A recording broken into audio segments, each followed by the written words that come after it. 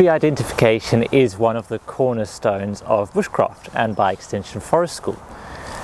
Being able to identify trees within the patch of woodland that you're using and therefore identify the resources you have available to you is really important for being able to work within the environment. And if we're thinking about bushcraft and forest school as ways of engaging with the woodlands at a deeper level, then knowing that the silver birch tree will give us bark that is really flammable, the willow will give us flexible wands that we can use for making baskets, holly will give us really dense strong mallets, and we begin to develop a deeper understanding and almost a kinship with the outdoors. So today we're going to take a look at 3 different activities that you can use with the kids you work with to basically start to introduce some tree identification skills. So if that sounds interesting to you, then keep watching and I'll see you in a mo.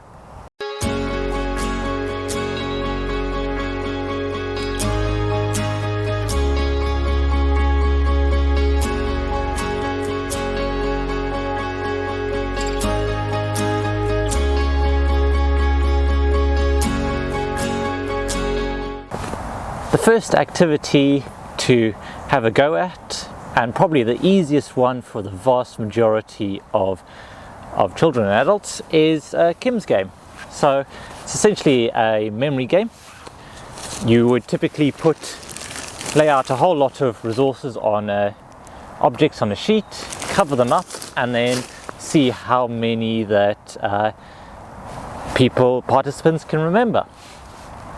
So we're just going to modify that a little bit and use leaves. So you would go out beforehand and gather some leaves from your area, your little area of woodland.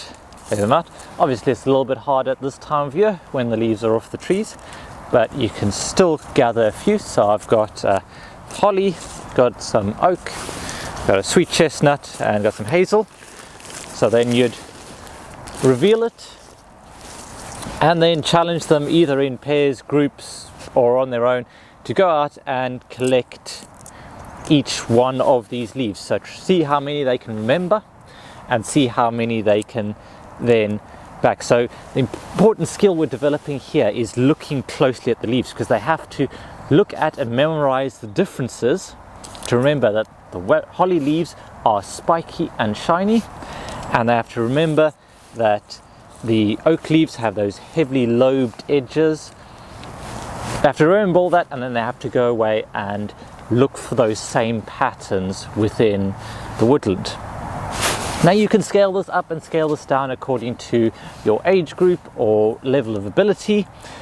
So you could scale it up in terms of having more leaves. 7 or more starts getting increasingly challenging. Of course you can have a quick open and close. They get one kind of hint look, so they go away, search initially, and then they can come back and they can have a quick 1 minute peek at the leaves before they go away and see if they can collect all of the rest of them. To make it even more challenging, you can pick leaves that aren't vastly different. Most people will be able to tell the difference between a holly leaf and an oak leaf.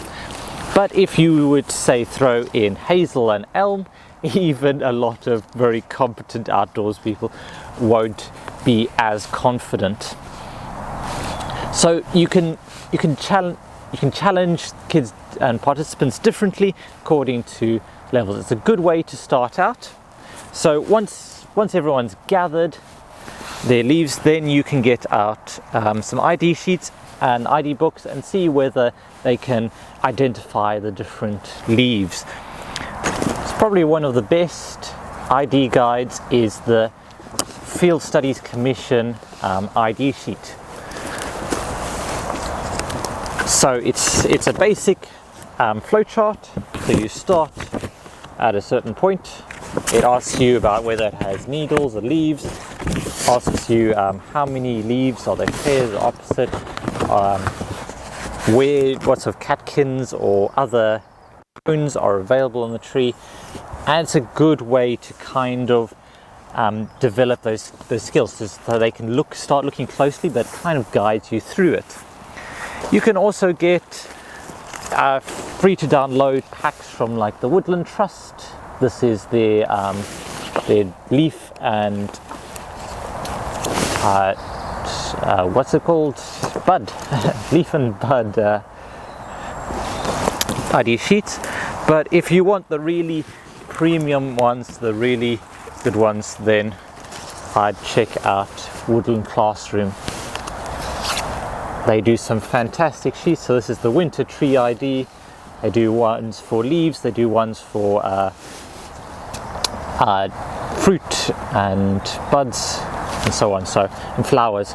So really high quality product. But I'll talk a bit more about them a little bit later. So that's the first game, Kim's game. Really simple, really easy, and a good way to get started. If your trees look like this, chances are you're going to find it a little harder to play Kim's game. But there's another game, one that is suitable for some of your more advanced participants, and that is bud identification. So we can set them a bud challenge. So the idea is to go out in groups or pairs and see how many different twigs with buds on you can collect.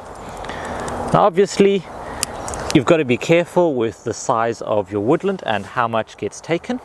If you only have 2 trees, they're probably going to get massacred with this activity. But if you have a decent amount of space, then just taking a few buds here and there basically has about the same amount of damage as a herd of deer moving through, and they should bounce back pretty easily from that. So the idea is, once they compete to see who can gather most different species, you can allocate maybe 1 point for each different bud, and then take away 1 if they bring back duplicates.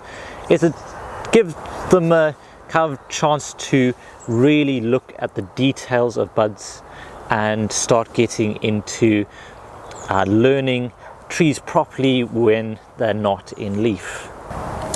Once they've brought their bud samples back and you've allocated an overall winner, you can sometimes add in bonus points, and a good way to extend it is to get the participants to categorize their samples. So a good way is just to open up, just say, okay, can we categorize this into different categories? Which ones are similar, which ones are different? If they need a bit more prompting, maybe talk about opposite buds or bud shapes or length between buds. There are plenty of ways to approach this, and of course you can then get the ID sheets out and see how many they can ID, and be great if they can then match and go find the parent tree, maybe attach a little wooden tag to it, something so that it's firmly set and firmly identified. So far we've talked about leaf identification, bud identification, and the last activity takes a look at the bark. And this is probably one that you've come across if you've done forest school training. It's quite a common one, and that is sometimes called making tree friends or meet a tree, something like that. Basic premise is you get either one child or pair children up, and they'll wear a blindfold. So a hat or a buff works quite well. So the child will get blindfolded in the middle of the forest school site, and then the other children will guide them over to a tree as they're blindfolded, and the blindfolded child will then be told this is the tree. And the idea is that they would then use their hands to explore the shape, the feel, everything of the tree, and the children would then, once they're done, guide them back to the start point, turning them around several times. Ends up being quite fun, that part. And then the child needs to find their way back to the original tree, remembering what they felt with their hands and the sensations. So it can be a really good springboard for talking about the different bark textures and different bark types and how trees grow. Now obviously this is one that you're going to want to wait until you have a group that are familiar with each other and confident, because it takes a lot of confidence and trust before someone will let themselves be blindfolded and guided by others. So you've got to be careful, you've got to manage the group dynamics within that, but it's a really fun thing, and children will enjoy kind of spinning each other around and guiding each other through the woodland. So it's great exercise to build more trust, but you're going to need that foundational trust started off with. So there we go, those were our 3 activities. You've got your Kim's game, you've got your bud challenge, and you've got meet a tree. As you can probably tell, all of these can be scaled up and down according to the size, the resources and the abilities of the group. And it's really up to you how far you go in either direction. If you yourself are struggling a little bit with tree identification, and it's an area that you really would like to work on more, I'm going to make a solid recommendation, and that is to check out James and Lee's Tree ID course on their site Woodland Classroom. Now James doesn't know that I'm making this recommendation, but he does, and I'm not receiving anything in return, but he does absolutely fantastic work. I showed you his tree ID sheets earlier. They are works of art, just incredible resources from incredible people. So if you're new, one of your New Year's resolutions is to get better at tree ID, as I say, it's foundational to so many skills and it'll open up so much. Do check that out. I'll leave a link to the description. With that, thank you so much for watching. Remember to make the most of every day, and I'll see you all next time.